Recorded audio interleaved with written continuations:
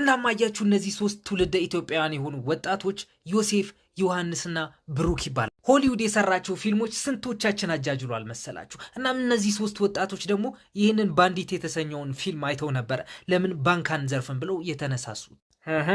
እና ስንት ያክል ዶላር ዘረፉ፣ ስንት ስተካፈሉ የምትሉ ከሆነ አሁን እዚህ ፓርት ላይ ልብ ብላችሁ እንድታደምጡ ይፈልጋሉ።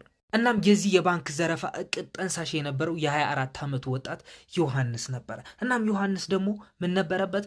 ችግር ነበረበት። እዛ ጋር ያዙልኝ። ግን እነዚህ ሁለት ጓደኞቹ ብሩክና ዮሴፍ የት ሊያገኛቸው ቻለ?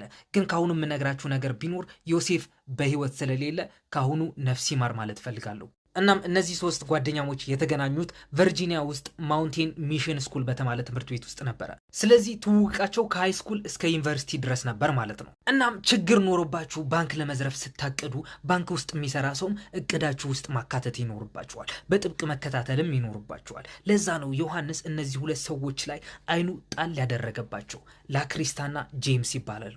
ኤንድ ኦፍ ኮርስ ባልና ሚስት ናቸው። ላክሪስታ ደግሞ እዛ አቅራቢያ የሚገኝ የባንክ ብራንች ስራ አስኪያጅ ነበረች።